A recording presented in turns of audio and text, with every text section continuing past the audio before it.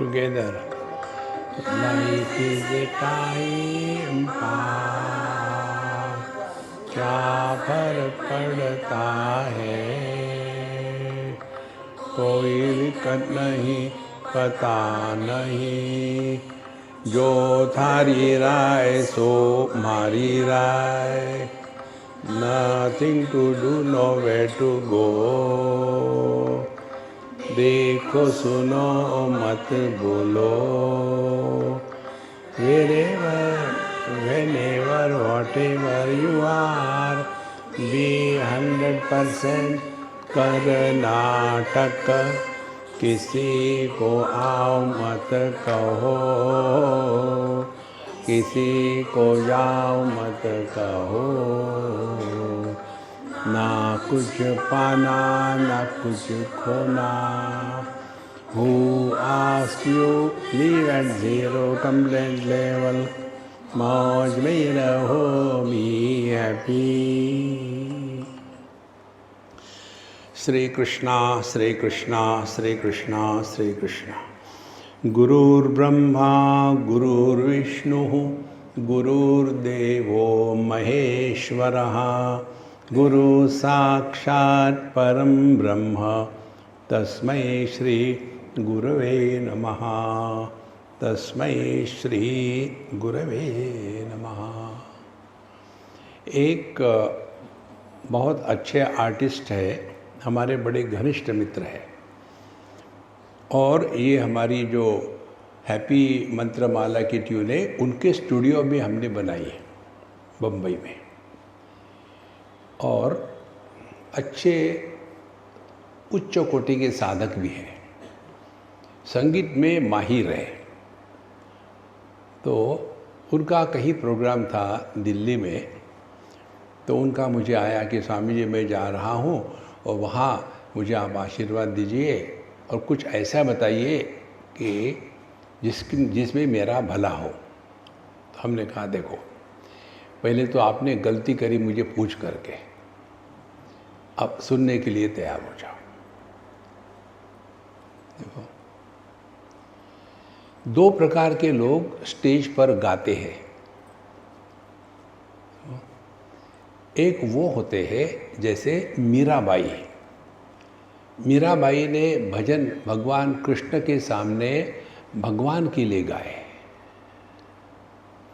दूसरे होते हैं झलोटा, वो पब्लिक के लिए गाते हैं, वो उनका स्टेज पर परफॉर्मेंस होता है। देखो, अध्यात्म यह परफॉर्मेंस नहीं है। We have to live that every moment. Spiritual life is not a part-time profession. It is a full-time preoccupation. देखो, नहीं तो बाहर के ही आडंबर में व्यक्ति इतना उलझ जाता है कि आए थे हरि भजन को, ओटन लगे कपास। देखो महात्माओं, ये अत्यंत आवश्यक है, और इसके लिए हमको अत्यंत सावधान होकर जीना है। सावधानी से जीने को साधना कहते हैं। देखो, एक व्यक्ति बड़े ऊपर पहाड़ पर चढ़ रहा था, और ये असली घटना है, और अब वो नहीं रहे, हमारे अच्छे मित्र थे। तो उनको बताया कि देखो, ज़्यादा अपने आप को कुछ सिद्ध करने का प्रयत्न मत करना। आप जा रहे हो ये एवरेस्ट के बेस कैंप में के लिए, तो याद रखना पीछे तुम्हारी पत्नी है, 2 बच्चे हैं, बुढ़ाऊ है घर में, तो जाओ और वापस आ जाओ। मुझे उनका स्वभाव मालूम था, always try to prove something. हमने कहा आपको कुछ प्रूव नहीं करना है, जाके वापस आ जाओ, और आपके साथ जो गाइड होते हैं उनकी बात मानो। अपनी मत लगाना। नहीं नहीं नहीं स्वामी जी ठीक हो जाएगा। हमने कहा हरी इच्छा। गए। एक लेवल पे जाने के बाद गाइड ने कहा, बाकी भी 5-6 लोग थे जवान हो गए, कोई 40 की उम्र के, 40-42 के। तो गाइड ने कहा जो शेरपा होते इसके आगे मत जाना, लीगली अलाउड नहीं है और कठिन है, वहाँ ऑक्सीजन की लेवल बहुत कम हो जाती है, 2 कदम भी नहीं चल सकता आदमी, तो आप मत जाना। नहीं नहीं नहीं मुझे मालूम है, मैं सब करता हूँ। कोई लोगों का होता है ना, अपनी ही करना, दूसरे की नहीं मानना। और अब क्या करेगा वो गाइड, फिजिकली तो पकड़ नहीं सकता, वो भी थका हुआ है, ये माने नहीं, गए और आगे। और जा करके ऐसे गिरे 5-6 हज़ार फुट नीचे, बर्फ़ चारों तरफ से। और फिर हेलीकॉप्टर से उनके डेड बॉडी को निकालना पड़ा। ये पानी की बोतल वहीं रख दो। हाँ,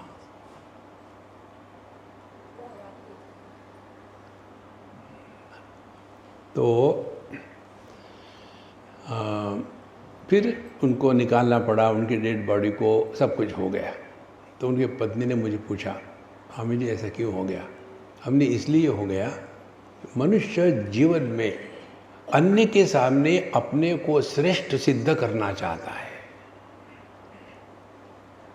हमको विशेष नहीं बनना। अध्यात्म माने निर्विशेष सत्ता, विशेष मत बनो, सहज रहो। देखो, और ये तब होगा कि जब हम अपनी असलियत पहचान लेंगे।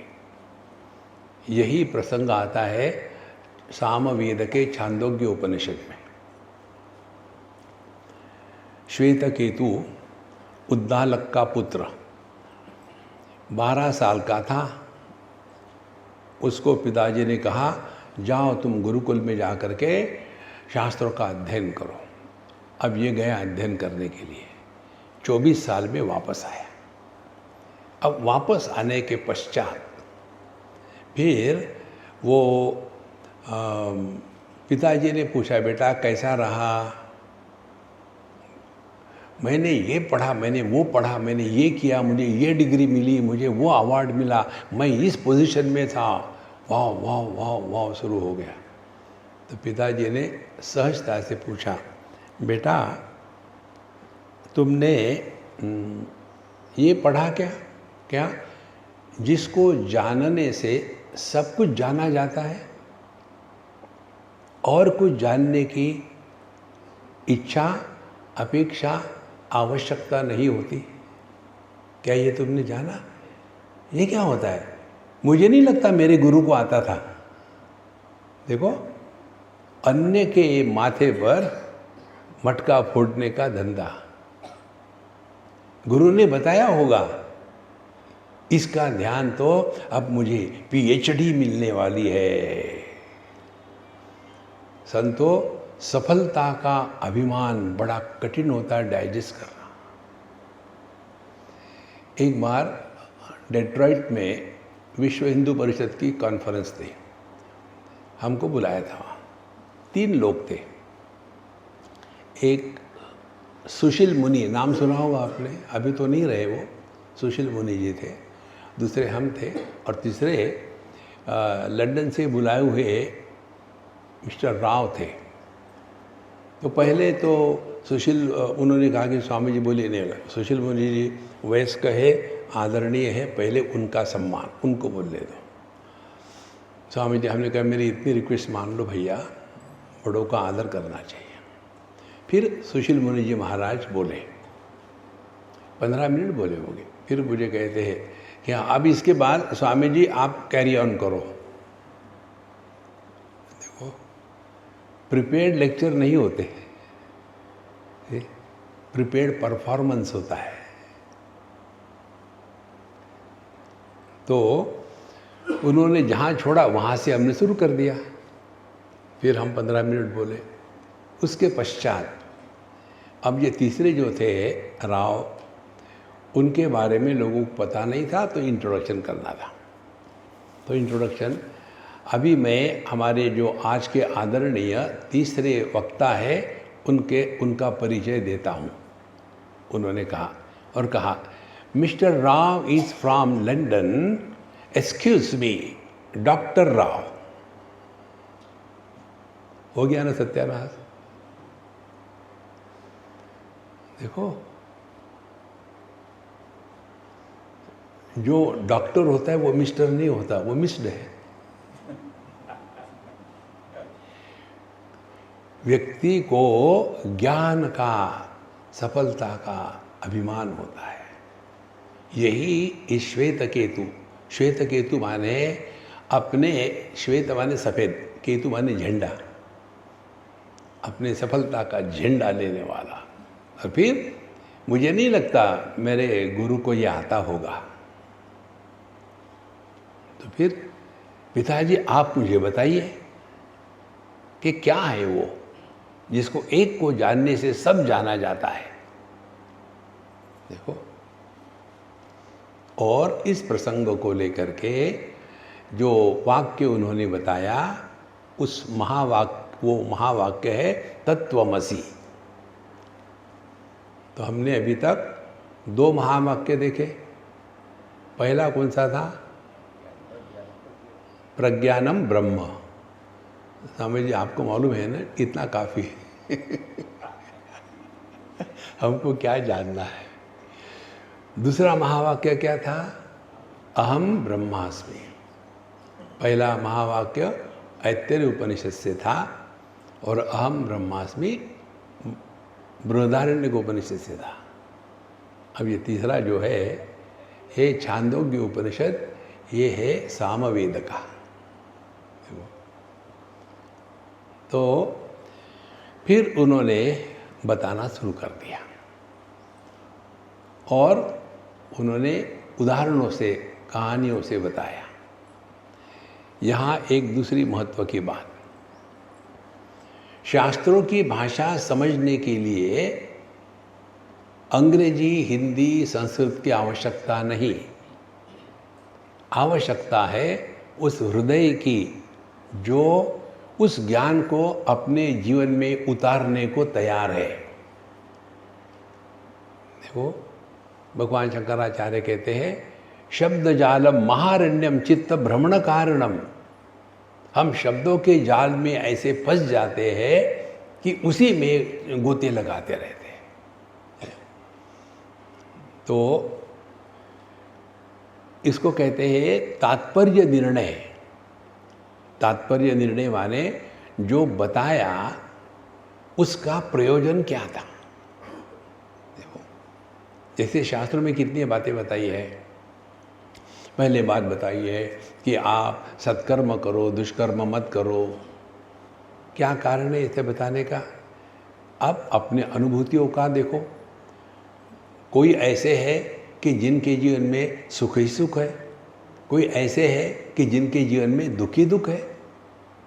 फिर हम कहते भगवान ने ऐसा क्यों किया, देखो हम कितने दुखी है, भगवान भी बायस है, उनको तो सुख दे दिया, हमको नहीं दिया। तो शास्त्र को तो सबको संभालना है। तो शास्त्र क्या कहेंगे? इसका कारण इन्होंने पिछले जन्म में सत्कर्म किए थे, इस कारण से इस जीवन में उनको सब सुख मिल रहे हैं। अब तुमको परेशानी हो रही है तो ये तुम्हारे कर्मों का फल है। जब ये रिस्पॉन्सिबिलिटी अपने पर लादी जाती है तब व्यक्ति में परिवर्तन आना संभव है। तो कर्म का सिद्धांत, कर्म सत्य है ये करने के लिए नहीं है, अपने जीवन में परिवर्तन लाने के लिए है। देखो, और हमारे जीवन में यदि कष्ट है तो उसके कारण हम स्वयं हैं। एक सिद्धांत पकड़ लेना अध्यात्म के क्षेत्र में, हमारे जीवन के हर चीज के लिए हम स्वयं जिम्मेदार है, अन्य कोई नहीं। जब ये सिद्धांत लेंगे तब जाकर के हमने अध्यात्म में प्रवेश किया है। यदि ये कल्पना करेंगे कि हम उसके कारण दुखी है, उसके कारण सुखी है, तो जिसके कारण दुखी होंगे उसके प्रति मन में घृणा होगी और हमारा अंतःकरण कलुषित हो जाएगा। और जिसके कारण हमको सुख कंफर्ट मिल रहे हैं, उसके प्रति हम आसक्त हो जाएंगे और उसके गुलाम बन जाएंगे। देखो, जीवन में सर्वश्रेष्ठ बात कौन सी है? आप अपना स्वातंत्र्य। और स्वातंत्र्य कब होगा? जब हम विषयों से गुलामी छोड़ देंगे, जब इंद्रियों की गुलामी छोड़ देंगे, जब मन के सुख दुख की गुलामी छोड़ देंगे, जब मन के राग द्वेष की गुलामी छोड़ देंगे और अंतिम में मैं की गुलामी छोड़ देंगे, तब जीवन में प्रभु प्रकट होते हैं। इसके लिए कर्म का सिद्धांत बताया है। देखो कितनी सिंपल बात है। और ये तब होगा जब हमारा ज्ञान स्पष्ट होगा। तो शास्त्रों में जो कुछ बताते हैं ना, वो बताने का तात्पर्य हमको समझना चाहिए। कर्माणि चित्त शुद्ध्यर्थम। कर्म जीवन में कुछ प्राप्त करना है इसके लिए नहीं, वो तो बाय प्रोडक्ट है। कर्म का मूल तात्पर्य है अपने अंतःकरण की शुद्धि। अंतःकरण शुद्ध होगा तो हमारे द्वारा दुष्कर्म हो ही नहीं सकते, और अंतःकरण यदि कलुषित होगा तो हमारे द्वारा सत्कर्म नहीं हो सकते। इसीलिए जितनी साधना है वो अपने मन पर हमको नियंत्रण करना है, उसके लिए। तो ये विद्यार्थी श्वेतकेतु ये पढ़ के आया और मैंने ये पढ़ा वो पढ़ा, कितना अभिमान। देखो, तो इसको ठीक करने के लिए उसके पिताजी ने जो बताया वो हम 2 श्लोकों में देखेंगे। एकमेवा द्वितीयं सत् नाम रूप विवर्जितम सृष्टेः पुराधुना अपि अस्य ताग्दुत्वं तत् इतीर्यते। तत्वमसि इस महावाक्य में 3 शब्द है। तत्, त्वम, असि। जैसे अहम ब्रह्मास्मि में 3 शब्द थे, अहम ब्रह्म अस्मि। तो तत्, त्वम, असि। तो अहम ब्रह्मास्मि ये तो अनुभूति का प्रतिपादन है। अब ये जो वाक्य है तत्वमसि, यह उपदेश वाक्य है। उसके पिता गुरु ने अपने पुत्र श्वेतकेतु को जो उपदेश किया था वो तत्वमसि से किया था। तो ये अब कल पहले दिन हमने देखा था कि किसी भी वाक्य का अर्थ स्पष्ट होने के लिए हरेक वाक्य के हरेक शब्द का अर्थ समझना चाहिए। अब अर्थ 2 प्रकार से होते हैं। एक होता है वाक्यार्थ, दूसरा होता है लक्ष्यार्थ। देखो, यदि समझो कोई व्यक्ति फेल हो गया स्कूल में, कॉलेज में, तो वाक्यार्थ क्या हो गया? नहीं बेटा कोई बात नहीं, कोई ये आखिरी दिन थोड़ी है, परीक्षा थोड़ी है, अभी ये तो बहुत जीना है, अभी से सीखो, अपने को तैयार करो जीवन में असफलता को स्वीकार करने के लिए, कोई बात नहीं। ये हो गया सकारात्मक लक्ष्य या अर्थ। और लक्ष्यार्थ, कोई ये कहे मेरे जैसा तो कोई है ही नहीं, हमेशा मैं फर्स्ट आया हूँ, कोई मेरे आगे नहीं जा सकता, और फिर उसके आगे दूसरा चला गया, तो क्या कहेंगे? नहीं, तुम्हारे जैसा तो कोई है ही नहीं, वो गलती से आगे आ गया है। ये क्या हो गया? ये लक्ष्यार्थ हो गया। इसी प्रकार से हरेक शब्द के वाक्य के 2 अर्थ निकलते, एक वाच्यार्थ, एक लक्ष्यार्थ। तत्वमसि, ये तुम वो हो। तुम माने तुम जो अपने को समझते हो, वो माने परमात्मा हो, तुम परमात्मा हो। अब ऐसा वाक्य का अर्थ ले लेंगे तो क्या होगा? हम अपने आप को दुनिया से ज़्यादा ही बड़े श्रेष्ठ समझने लगेंगे, क्योंकि हमने केवल वाच्यार्थ शब्द का वैसा अर्थ लिया। अब लक्ष्यार्थ ले लो। लक्ष्यार्थ माने क्या? तुम कौन हो? जीव। परमात्मा क्या है? सब कुछ है। तो जीव क्या है? अल्पज्ञ। परमात्मा क्या है? सर्वज्ञ। जीव क्या है? अल्पव्यापी, परमात्मा सर्वव्यापी। ठीक? जीव क्या है? अल्पशक्तिमान, परमात्मा सर्वशक्तिमान। ये कैसे संभव है कि तुम साक्षात परमात्मा हो? फिर यहाँ हमको तत् और त्वम इन शब्दों के लक्षार्थ को समझना है। तो ये तत् किसको कहते हैं? तत् माने परमात्मा। तत् ये जो है ये दोनों प्रकार से आता है। ये एक तो धातु है और दूसरा सर्वनाम है। सर्वनाम माने प्रोनाउन।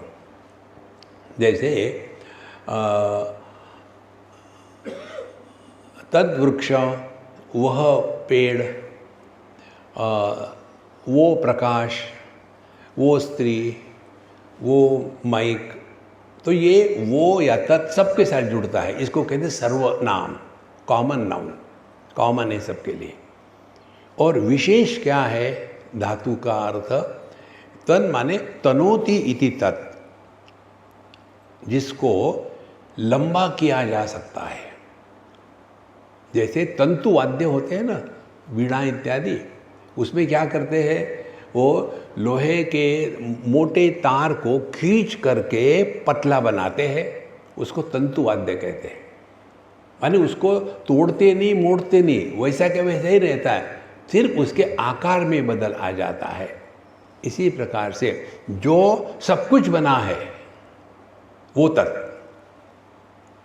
जैसे सुवर्ण, चाहे राम बनाओ, चाहे रावण बनाओ, चाहे कृष्ण बनाओ, चाहे कंस बनाओ, सुवर्ण को कोई मतलब नहीं।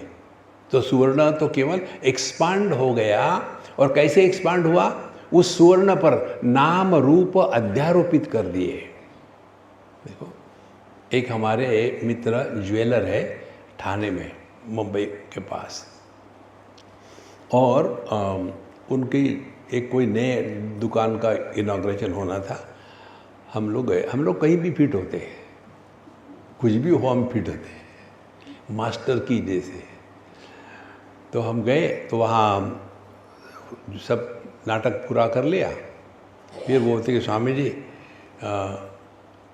हमारे पास ये सब चीज़ें हैं, और समझो ये है राम की मूर्ति है और ये है रावण की, दोनों सुवर्ण की है। अब दोनों में से आप क्या लेंगे? हमने कहा तुम कल्पना करो। तो बोले आप तो स्वामी जी है, राम लेंगे। मैंने कहा ठीक है, अब मैं बताऊं? बताओ भारी क्या है? मुझे ना राम से मतलब है ना रावण से, मेरा मतलब है सुवर्ण से। इसी प्रकार से हमारा ध्यान कहाँ है? नाम रूप में है कि नाम रूप का जो आधार है उसमें है? कितनी बड़ी बात है। एक ही परमात्मा पर तीन उपाधियां चढ़ा करके एक ही परमात्मा को तीन नामों से लखाते हैं। जैसे एक ही आदमी पर तीन उपाधियां चढ़ा करके तीन नामों से लखाते हैं। एक उपाधि पिताजी की है तो उस आदमी को पुत्र कहते हैं। दूसरी उपाधि पत्नी की है, उसी आदमी को पति कहते हैं। तीसरी उपाधि पुत्र की है, उसी आदमी को पिता कहते हैं। तो उपाधि के कारण अनेकता प्रतीत होती है, लेकिन जिस पर उपाधि चढ़ाई जाती है वो ज्यों का त्यों रहता है। देखो, यदि पिताजी की उपाधि चढ़ाई तो क्या पुत्र का ग्रो होना बंद हो जाता है? नहीं, वो चलता रहता है। उसी प्रकार से यदि पत्नी की उपाधि चढ़ा दी तो पति का बोलना बंद हो जाता है क्या? हाँ, पति का बोलना बंद हो जाता है, आदमी का बोलना बंद नहीं होता। देखो, धीरे धीरे इन उपाधियों की अनेकता को समझ करके उनका जो एक अधिष्ठान है वो हमको पहचानना है। देखो, इसीलिए परमात्मा पर नाम रूप की उपाधि चढ़ाई तो उसको जगत कहते हैं, उसी परमात्मा पर माया की उपाधि चढ़ाई तो उसको ईश्वर कहते हैं, उसी परमात्मा पर यदि पंचकोशों की उपाधि चढ़ाई तो उसको जीव कहते हैं। एक ही परमात्मा, जैसे एक ही आदमी पुत्र भी बनता है, पति भी बनता है, पिता भी बनता है, तीन उपाधियों के कारण, उसी प्रकार से एक ही तत्व जिसको वेदांत में ब्रह्म कहते हैं, योग में परमात्मा कहते हैं और भक्ति में भगवान कहते हैं, एक ही तत्व तीन उपाधियों के कारण मानो तीन हो गया है। कहते हैं एकमेवाद्वितीयम सत नाम रूप विवर्जितम। तो सत क्या है, सत्य क्या है, तत् क्या है? सत्य वो है जिसमें नाम रूप नहीं है। इसीलिए जहाँ जहाँ नाम रूप है वहाँ संसार है। देखो, अब और सूक्ष्मता में चले चलो। आप जो हो रूप हो, ये टेबल ये रूप है, ये माइक ये रूप है। आपको तो पता है दोनों रूप और नाम। मेरा ये रूप है, मेरा नाम अनुभव आनंद है। तो मेरे लिए दुनिया क्या है? मैं। देखो, अब दुनिया के जड़ पदार्थ को ले लो। ये टेबल है, टेबल को पता नहीं इसका नाम टेबल है, किसको पता है? मुझे पता है। तो रूप बाहर है और नाम अंदर है। और जब कहते हैं कि नाम रूपात्मक जगत, जगत ये नाम रूप है, इसका अर्थ क्या हो गया? इसका अर्थ ये हो गया जगत केवल बाहर नहीं है, जितना जगत बाहर है उतना ही अंदर है। अब और आगे चलो, बाहर के जगत पर हमारा कोई भी अधिकार या किसी भी प्रकार का नियंत्रण नहीं है। देखो, अब नियंत्रण करने का स्थान क्या बचा है? अपने अंदर। और जितना ज्ञान होता है वो ज्ञान कहाँ होता है? वो मन में होता है। देखो, और आगे चलो, जो वस्तु मन में प्रवेश नहीं करती उसकी सत्ता हमारे लिए नहीं होती। जो वस्तु मन में प्रवेश करती है उसी की सत्ता हमारे लिए होती है ना।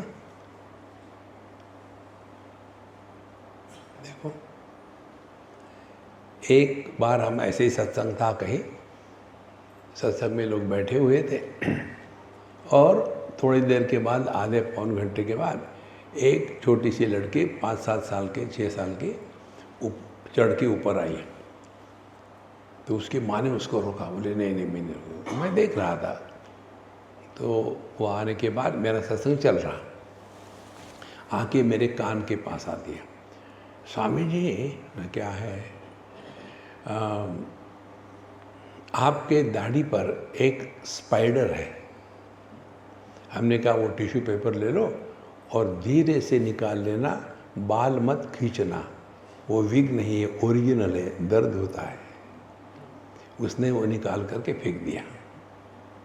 अब मॉरल ऑफ द स्टोरी,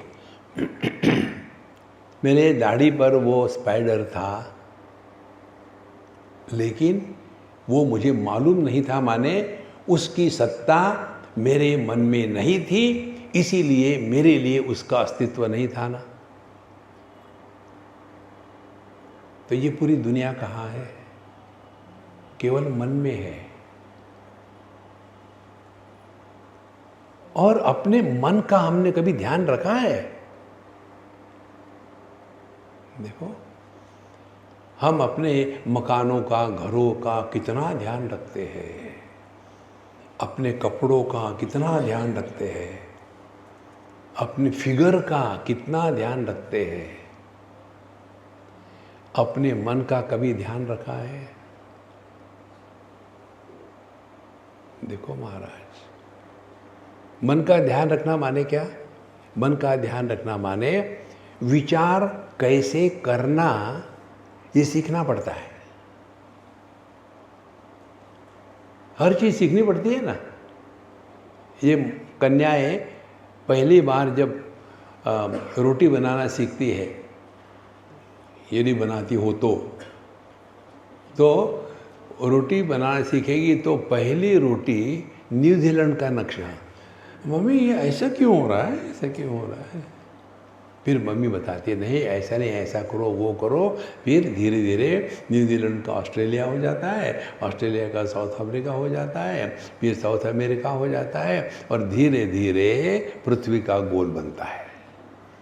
तो रोटी बनाना सीखना पड़ता है, कार चलाना सीखना पड़ता है, लिखना सीखना पड़ता है, बोलना सीखना पड़ता है, लेकिन विचार करना भी सीखना पड़ता है। ये ना तो हमारे माँ बापों ने हमको बताया, ना तो गुरुजनों ने बताया, और फिर हम अपनी मर्जी से जो विचार आएंगे वही सत्य है मान करके अपने जीवन का सत्यानाश कर लेते हैं। देखो शास्त्र स्पष्ट कहते हैं, अविचार कृतो बंधः विचारेण निवर्तते। जो बंधन हमने अपने आप को मान के रखा है वो केवल अविचार के कारण है। अविचार का अर्थ क्या हो गया? विचार का अभाव नहीं, अविचार माने विचारों की अपूर्णता। विचारों में जब पूर्णता आएगी तब हम किसी को गलत नहीं समझेंगे। देखो जैसे जैसे ये सूक्ष्मता बढ़ती है ना, तब ये शास्त्रों के मंत्रों का, महावाक्य का अर्थ तब हमको समझ में आएगा।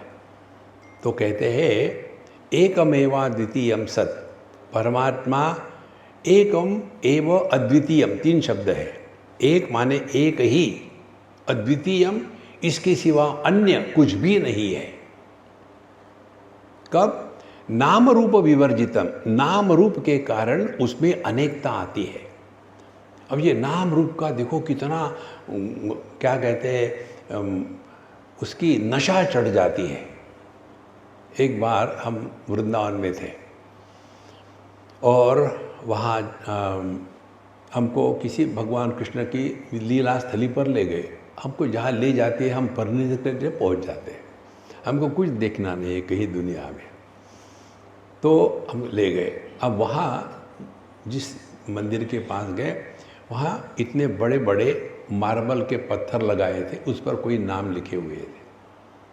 तो हमको क्या फ़र्क पड़ता है, हमको कुछ जानने की इच्छा ही नहीं, अपने में मस्त रहो। हम जब जा रहे थे तो वहाँ के पंडित जी ने कहा महाराज आइए आइए आइए, उन्हें धन्यवाद। बोले ये आपने देखा? हमने देखा। बोले ये क्या है? मुझे नहीं मालूम और मुझे जानने की इच्छा भी नहीं। बोले नहीं नहीं मैं बताना चाहता हूँ। बताओ, कान तो बंद नहीं कर सकता, बताओ। तो उन्होंने कहा कि स्वामी जी ये जो पत्थर है ना, इस पर लोगों ने अपने नाम लिखवाए हैं, और जो भी व्यक्ति आएगा भगवान के दर्शन के लिए और इस पत्थर पर पैर रख के आगे जाएगा तो ब्लूटूथ से उसके जितने पुण्य कर्म है वो उस आदमी के पास पहुंच जाएंगे। वहाँ भी हैकिंग हो रहा है। अब लो, तो हमने कहा ठीक है। नहीं नहीं नहीं आप लगा लो। अरे ठीक है लगा लो। कौन सी साइज़ का है ना आप बताओ? बोले ये लगा लो। लगा लो। इसके 2500 रुपये पड़ेगा। दे दो, आप दे दो, मुझे कोई ज़रूरत नहीं। अब समझना क्या है कि हमने उस नाम को ऐसा मान लिया है कि वही सत्य है। देखो उसी प्रकार से रूप को ऐसा मान लिया है वही सत्य है। देखो आपके जीवन में नाम रूप का अभाव जब होता है उस समय का आपका क्या अनुभव है? कब होता है नाम रूप का अभाव? सुषुप्ति अवस्था में, गहरी नींद में जब हम खर्राटे मारते हैं, उस समय हमारा रूप कैसा है और उस समय हमारा नाम क्या है। लेकिन हम जरूर होते हैं ना। तो संसार क्या है? यही नाम रूप को सत्य मान के चलना, यही संसार है। देखो, तो करना क्या है? नाम रूप नष्ट मत करना। देखो, हम लोगों को जब संन्यास दीक्षा मिलती है ना, तो उसमें एक विरजा होम नाम का होम कराते हैं और उसमें हमने अपना पिंडदान किया है, हमारा श्राद्ध हमने कर लिया है। तो for technical purposes we are dead. तो हमको स्पर्श मत करना। मुर्दे को स्पर्श करके हाथ धोते हैं ना, दूर रहना। उतना ही नहीं, फिर हमारा नाम बदल देते हैं और हमारा रूप बदल देते हैं। आप लोग देख लो कितना बढ़िया लगते हो कपड़े पहन करके, हम कैसे भूलिया पड़ते हैं। एक बार लंदन में मैं कहीं जा रहा था, सामने से एक माँ और उसकी छोटी सी बच्ची अंग्रेज आ रही थी और मम्मी को कहती, मम्मी मम्मी आदमी होकर के पिंक कपड़े पहन रहा है, और जोर से हंसने लग गई। सच बात है, पिंक कपड़े लड़कियां पहनती है ना। देखो, तो ये नाम रूप, यही तो संसार है। देखो, हम यहाँ 100 रुपये देंगे, लेकिन मेरा नाम होना चाहिए। वो नाम ना पत्थर को मालूम है, जो लिखता है उसको मालूम है, जो पढ़ता है उसको मालूम है। इसी को उस नाम का महात्म्य है। देखो महाराज, यही संसार है। इसीलिए अध्यात्म का अर्थ क्या हो गया? अपनी सब विशेषताओं में रहते हुए भी उस विशेषताओं के द्वारा प्रभावित नहीं होना, यह अध्यात्म है। एकमेवा द्वितीयम। बचपन आके चला गया, हम ज्यों के त्यों। फिर जवानी आके चली गई, हम ज्यों के त्यों। अब बदल गए क्या? फिर मध्यम वय आया, वो भी चला गया, हम ज्यों के त्यों। अब बुढ़ापा आया, स्वामी जी रुक जाओ, वहाँ आगे मत चलो। देखो संतो, शाम के सत्संग में हम पढ़ रहे, मृत्यु के जैसी ब्लफ दुनिया में और कुछ नहीं है। आज तक ना कोई मरा है, ना कोई पैदा हुआ है। देखो, पैदा क्यों नहीं हुआ? क्योंकि हमको अपने जन्म का अनुभव नहीं है। पैदा कौन होता है? पहले नहीं था, अब पैदा हुआ। देखो, जैसे हम वहाँ रहते हैं, वहाँ पहले बच्चा नहीं था, फिर बच्चा पैदा हुआ। तो जन्म किसको कहते हैं? टेक्निकल भाषा में कहेंगे तो प्राग अभाव के नाश को जन्म कहते हैं। ये क्या बात है? नाश को जन्म कहते हैं? हाँ, प्राग अभाव, पहले नहीं था। तो जो पहले नहीं था उसका नाश हो गया, माने अब पैदा हो गया। तो क्या हमको कभी अपने पैदा होने का अनुभव है? नहीं, हो ही नहीं सकता। इसीलिए हम हमेशा ज्यों के त्यों है। कितनी चीजें आके चली गई, कुछ फर्क नहीं पड़ा।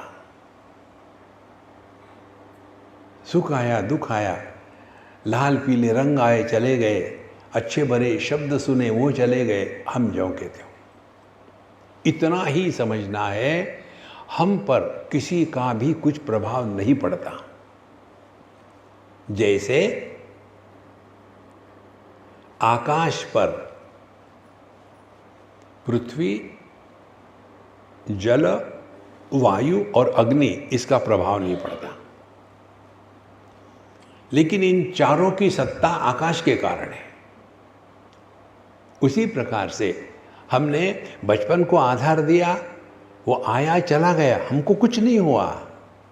फिर जवानी को आधार दिया, अच्छे बुरे अनुभव आए, चले गए, हमको कुछ नहीं हुआ। तो संसार क्या है? संसार केवल यही है, नाम रूप। तो एकमेवा द्वितीयम सन नाम रूप विवर्जितम। और नाम रूप क्या है? नाम रूप एक केवल कल्पना है। सुवर्ण पर कल्पना करी कि एक हमारे मित्र की बात बता रहे थे, बोले स्वामी जी हमारे यहाँ पर एक अम्मा आई, उसने अपना पुराना, उसके कोई घर का गहना होगा ऐसे, तो रुद्राक्ष की माला के जैसे सोने की माला थी। तो पहले उसके हो गई कोई दादी नानी उसकी उसको मिली हुई, आके कहती है कि देखो ये जो माला है ना, ये अब पुराने स्टाइल की हो गई, मैं नई बनाना चाहती हूँ, तो आप मुझे डिज़ाइन दिखाइए।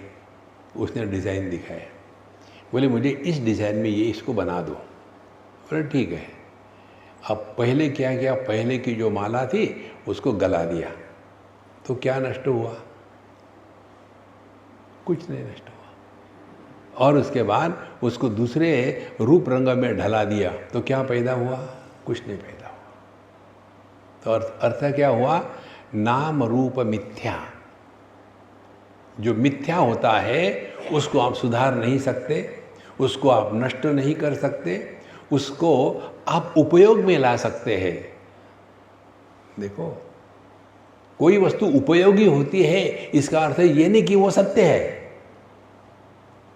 जैसे पृथ्वी पर लॉन्जिट्यूड लैटिट्यूड्स कहीं है क्या?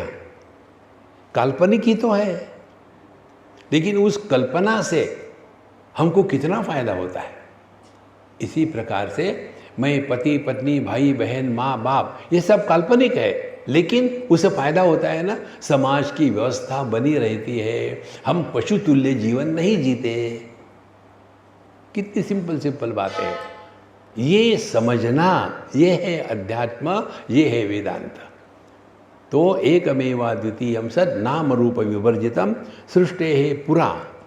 ये सृष्टि के निर्मिति के पहले सत्मात्र था, और अधुना अपि, अभी भी वही है, उसको तत् कहते हैं।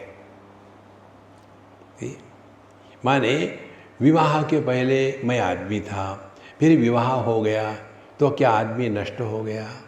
फिर मैं पिता बना, तो फिर पिता बनने के बाद क्या मैं नष्ट हो गया? फिर मैं दादा बना, तो दादा बनने के बाद मुझ में कोई फर्क आया क्या? मैं तो ज्यों का त्यों है ना।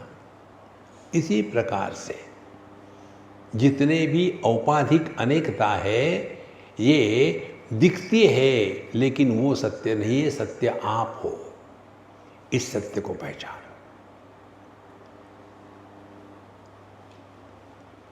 देखो, लेकिन हमारा ध्यान परिवर्तन पर जाता है, जो सत्य है उधर नहीं जाता। एक बार की बात है, कलकत्ते में हम किसी मारवाड़ी के यहाँ गए थे। बहुत बढ़िया सुंदर मकान, उनका महल था, और सामने ही भगवान कृष्ण का छोटा सा मंदिर, पूजा पोथी, पंडित पूजा कर रहे थे। हम गए, नमस्कार चमत्कार हुआ, और बूढ़ाओ एक आ गए और शुरू गया। हिंदुस्तानी लोग प्रश्न पूछेंगे, स्वामी जी आप कहाँ के हो? तो हमने वहाँ का माहौल देख करके बताया, हम वृंदावन के। अच्छा, आप वृंदावन के हैं? देखो, ये आदमी को स्मार्टनेस होना चाहिए। गंगा गए तो गंगादास बनो, जमुना गए तो जमुनादास बनो, घर में आए तो देवदास बनो, सुखी रहोगे। देखो, तो हमने कहा वृंदावन के हैं। तो वृंदावन के हैं? हाँ। वृंदावन कितना बदल गया है पिछले 40 साल में। हमने कहा बाबूजी इधर आओ। मैं उनको दर्पण के सामने ले गया, हाथ धोने का सिंक होता है और दर्पण था। हमने कहा ये दर्पण में देखो, 40 साल पहले ये बुढ़ाऊ ऐसा ही था क्या? देखो, 40 साल पहले आप कहते हो ये वृंदावन बदल गया है। क्या बदल गया है? यहाँ के रोड बदल गए हैं, बिल्डिंग बदल गए हैं। इसी प्रकार से ये पहले आप कितने बढ़िया थे, इतने लंबे लंबे बाल, अब डिफॉरेस्टेशन हो गया है। देखो, पहले तो 20-20 लड्डू चबा जाते थे, अब तो लड्डू का दर्शन में किया तो पेट में दर्द होने लग जाता है। पहले तो 20 किलो उठा लेते थे, अब पापड़ उठाने के लिए नौकर को बुलाना पड़ता है, बेटा वो पापड़ दे देना जरा। देखो महाराज, परिवर्तन की सिद्धि उसके द्वारा होती है जिसका परिवर्तन नहीं होता। Changes are established with reference to unchanging substratum. देखो, आपने अंग्रेजी में क्यों बोला? आपको बताने के लिए कि मुझे अंग्रेजी आती है। देखो महाराज, इसीलिए सृष्टे हे पुरा अधुना अपि तस्य तादृक्त्वम तद इतीर्यते। तो माने जो अधिष्ठान है उस पर कुछ फर्क नहीं पड़ता। वेदांत का अध्ययन जब तक के सांप रस्सी को नहीं लाओ ना, पूरा नहीं होता। तो जिसको हम सांप कहते हैं उसका जब अनुसंधान करते हैं तो हम रस्सी देखने को नहीं जाते, हम सांप देखने को जाते हैं। और कैसे जाएंगे? हाथ में टॉर्च लेंगे क्योंकि शाम के समय देखा था, और हाथ में डंडा लेंगे क्योंकि सांप को मारना है। तो हम रस्सी देखने को नहीं जाते, हम जाते हैं सांप देखने को, दर्शन होता है रस्सी का। इसी प्रकार से हम दुनिया में आते हैं, लेकिन गड़बड़ी क्या है? गलत प्रमाण से देखते हैं। हमने शाम के समय में एक रस्सी पर पैर रखा और वो गोल होने के कारण थोड़ी हिली, तो हमको लगा सांप होगा। तो हमने उस रस्सी को सांप के रूप में गलत प्रमाण से देखा। रस्सी को देखने के लिए आंखें चाहिए, पैर नहीं चाहिए। उसके लिए योग्य प्रकाश चाहिए, प्रकाश योग्य नहीं था। तो हमारा जो प्रमाण था, जिसके द्वारा हमने निर्णय ले लिया था कि यह सांप है, वो प्रमाण ही गलत है। तो उसका ज्ञान कैसे ठीक होगा? तो फिर हम क्या करेंगे? टॉर्च लेकर के रस्सी को नहीं, सांप को देखने जाएंगे, क्योंकि उसने मुझे काटा होगा। जैसे आपने योग्य प्रमाण का उपयोग किया तो सांप कहाँ गया, इसका आप अनुसंधान करेंगे क्या?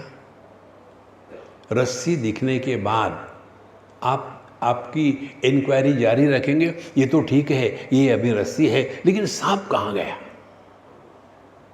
अब बताओ, सांप कहाँ था? क्या रस्सी पर, जैसे इस डंडे पर ये वायर है, क्या ऐसा उस रस्सी पर सांप था? क्या सांप हमारे आंखों में है?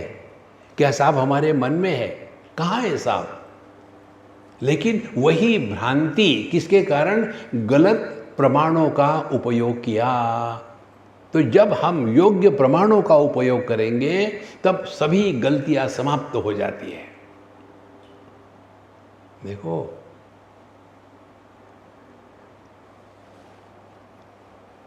ये जो बातें होती है ना, जहाँ तबला पेटी नंद के आनंद भयो जय कन्हैया लाल की, उनको कहेंगे कि ये बाबा जी को मारो, पता नहीं क्या क्या बोले जा रहे, एक बात दिमाग में नहीं घुस रही। देखो, इसीलिए विवेक, वैराग्य, शम, दम, उपरति, श्रद्धा, तितिक्षा, समाधान, मुमुक्षुत्वं चेति चतुष्टय संपन्न अधिकारिणाम अयम तत्वबोधः विधीयते। जब तक कि हम इसको ग्रहण करने के लिए अपने प्रमाणों को नहीं बदलते, तब तक के तत्व का ज्ञान नहीं होगा। अच्छा, अब अभी भी वही परमात्मा वैसा है, तो तत्वमसि महावाक्य के तत् का हमने निर्णय कर लिया। अब दूसरा है उसमें से त्वम। श्रोतुः देहेन्द्रियातीतम वस्तु अत्र त्वम पदेरितम। अब तत्त्वम असि, अब त्वम माने तुम, तो त्वम कौन है? तुम श्वेत केतु को बताया कौन हो। अब ध्यान से सुनना, जो तुम सुन रहे हो ना, हाँ जी सुन रहा हूँ, श्वेत केतु कहता सुन रहा हूँ, जो सभी इंद्रियों के द्वारा ग्रहण नहीं किया जाता, इंद्रियों के परे है, वो तुम हो। अब इंद्रियों के परे कौन है? ध्यान से सुनना। रूप रंग का दर्शन इंद्रियों के द्वारा, माने दृष्टि के द्वारा। तो शब्द स्पर्श रूप रस गंध, इन 5 विषयों का दर्शन 5 ज्ञानेंद्रियों के द्वारा होता है। तो विषयों की सिद्धि इंद्रियों के कारण है। जिसको दृष्टि नहीं है उसको रूप रंग यह विषय उसके जीवन में नहीं है। एक हमारे मित्र थे स्वामी जी, अब नहीं रहे वो, उनको हमेशा उनका नाक ब्लॉक रहता था, क्या भी जो रोग था उनको, हमेशा उनके नाक की प्रॉब्लम होती थी। तो उन्होंने मुझे कहा एक बार, स्वामी जी आप तो पढ़ाते हो ना, 5 विषय है, शब्द स्पर्श रूप रस गंध, गलत है न? कैसे? बोले 4 ही विषय है। कौन से? शब्द स्पर्श रूप रस, मुझे गंध होता ही नहीं। उस दिन मुझे ये बात समझ में आई कि सभी विषयों का आधार इंद्रिय है। यदि हमने इंद्रियों पर नियंत्रण किया तो विषय हमको परेशान नहीं कर सकते। और इंद्रियों का आधार मन है। हमको जो ज्ञान होता है आँखों में नहीं हो रहा है, आँखों के माध्यम से प्रकट होने वाले मन में हो रहा है। अभी आप लोग पिछले कितने 60-62 मिनट से सुन रहे हो। कितने मिनट सुना मुझे? हाँ, यही नहीं सुना, क्योंकि मैं तो बोले जा रहा हूं, आपके कान खुले हैं, लेकिन मन नहीं है ना उसके पीछे। इसीलिए जितना ज्ञान होता है इंद्रियों को नहीं होता, इंद्रियों के माध्यम से मन को होता है। और मन क्या है? इसमें राग द्वेष का बैलेंस है। तो जिसके प्रति राग होगा उसके पीछे हम दौड़ेंगे, जिसके प्रति द्वेष होगा उससे दूर भागेंगे। पूरा जीवन दौड़ो दौड़ो मिल्खा सिंह बनो। इसीलिए वह जो विषय, इंद्रिय, मन, बुद्धि, चित्त, अहंकार, इन सब के परे है, वो हमारा स्वरूप है। अभी के अभी आपको दिखाते हैं। रेडी? वो अनुभव जिसके लिए ज्ञानेंद्रिय की आवश्यकता नहीं, मन की आवश्यकता नहीं, बुद्धि की आवश्यकता नहीं, और वह ज्ञान जिसमें ज्ञाता का जन्म होता नहीं, वो हमारा स्वरूप है।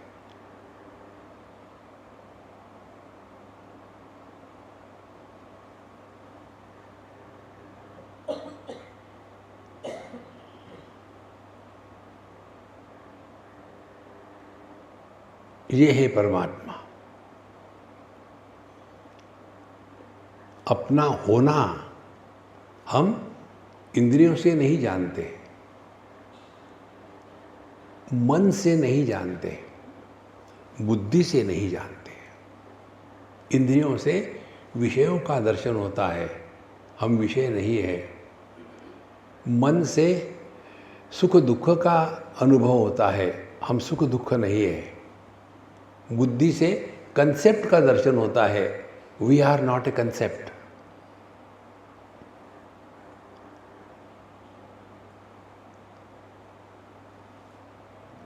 श्रोतुः देहेन्द्रियातीतम वस्तु अत्र त्वं पदेरितम। इसीलिए दूसरा टेक्निक हमने बताया था, ट्राई करके देखो। पहले तो अपने आप से बोलना बंद कर दो।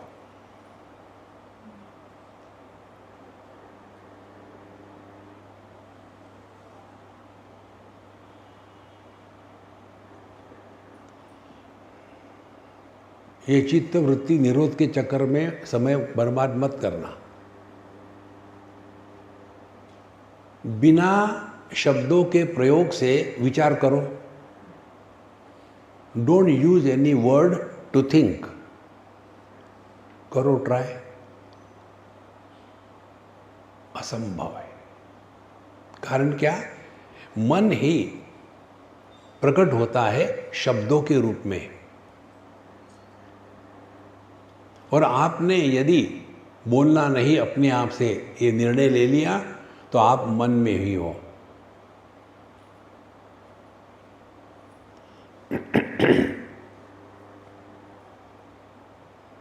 तो आपने शब्द को जीत लिया।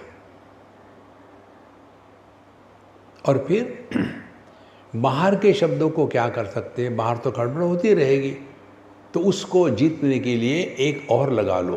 पहला क्या हुआ, अपने आप से ना बोले। दूसरा, शांति का श्रवण करो। शांति का श्रवण करना माने शब्दों के द्वारा प्रभावित नहीं होना।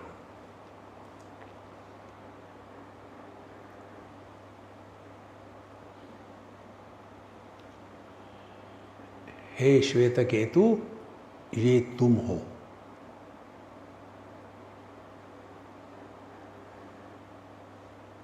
तो जो तत्व है ये संपूर्ण सृष्टि का आधार, और जो तुम हो ये दो अलग अलग नहीं है, एक ही है। जैसे हे पति तुम आदमी हो, और हे आदमी तुम ही पति हो, और इसीलिए आदमी पति का कभी झगड़ा नहीं हो सकता। देखो, दृष्टि और रूप रंग का कभी झगड़ा होगा, क्योंकि दृष्टि ही रूप रंग के रूप में प्रकट हो रही है। कारण कार्य से झगड़ा नहीं करता, और कार्य कारण के कंपटीशन नहीं करता। कार्य कारण में समर्पित हो जाता है। तो एकता ग्राह्यते असीति तद ऐक्यम अनुभूयताम। इसीलिए तत्वमसि इस महावाक्य के द्वारा हमको स्पष्ट बताया गया है, देखो, कि तुम साक्षात परमात्मा स्वरूप हो। इसके लिए सबसे बढ़िया बात है, वेदांत की साधना कुछ करना नहीं है, ना कुछ देना है ना कुछ पाना है। केवल अपने विचारों का परिमार्जन करना है। जो गलत विचार थे, गलत विचार निर्माण होते हैं, हमने अपने बारे में कुछ एक कंसेप्ट बना लिया है। See, we are all leading a notional life. अपने बारे में एक नोशन है। क्या नोशन है? पहले मैं भोग करता था, अब मैं योग करता हूँ। पहले मैं मांस खाता था, अब मैं घास खाता हूँ। पहले मैं मदिरा पीता था, अब मैं दूध पीता हूँ। देखो, मैं तो ज्यों का त्यों है ना। हमको मैं से मुक्त नहीं होना, मैं को हटा देना है। हमको मैं से मुक्त होना है, मैं को मुक्त नहीं करना। मैं को मुक्त नहीं किया जा सकता। पति पत्नी भाई बहन ये मैं है, इनको मुक्त नहीं किया जा सकता। फिर क्या? मैं से मुक्त होना है। माने क्या? Wherever whenever whatever you are, be 100%। और कर्नाटक, तो आप यदि बड़ों के सामने हैं तो नाटक करो, सुनो, हाँ हाँ जी बाबू जी, हाँ जी ठीक है, वैसे करेंगे। बस एक भी शब्द उनके अगेंस्ट नहीं कहना। हाँ हाँ कह के 2 मिनट में वो भी भूल जाओगे, आप भी भूल जाओ। जो करना है करो, झंझट खल्लास। बुढ़ाओं के साथ कभी उलझना नहीं चाहिए। उलझोगे तो उनको याद रहेगा। बिना सुने ही हाँ कह दो तो वो भूल जाएंगे किसके बारे में कहा था। कुछ नहीं बाबू जी ठीक है, हो गया। नाटक करो ना। और उसके पश्चात जो अपने छोटे हैं, अब उनकी तो गलतियां होती है, माफ़ कर दो। और क्या हमने गलतियां नहीं करी जीवन में? देखो, कोई कह सकता है क्या ऐसा अपने छाती पर हाथ रख करके कि मेरे जीवन में कभी भी एक भी गलत विचार आचार नहीं हुआ था? Nobody can say that. जाने हुए न जाने हुए हर एक के जीवन में होता है। लेकिन कितना अभिमान, हम ऐसे नहीं थे, हम वैसे नहीं थे, किसको धोखा दे रहे हैं? तो बच्चों को, छोटों को माफ़ कर दो।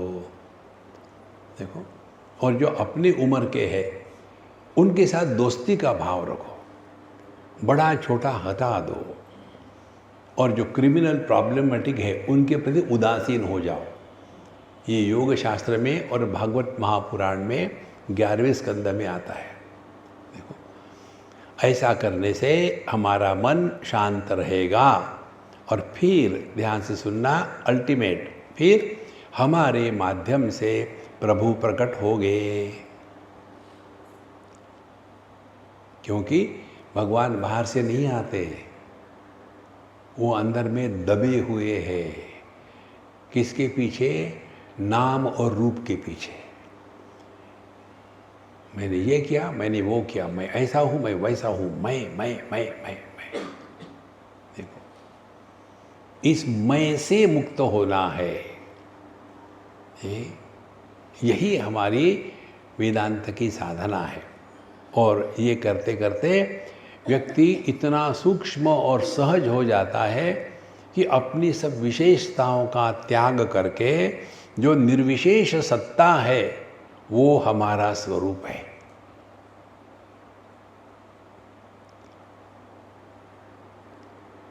इसका अनुभव करने के लिए खेलते रहो। कैसा? आकाश का अनुभव कैसा होगा? करो चिंतन। आकाश तो सबको आधार देता है, किसी का तिरस्कार नहीं करता, लेकिन किसी के द्वारा प्रभावित भी नहीं होता। तो चलो 5 मिनट के लिए खेलते हैं। क्या? आकाश आकाश। जैसे बच्चे खेलते हैं ना, पति पति, पत्नी पत्नी, भाई भाई, बहन बहन, ऐसे खेलो। आकाश आकाश।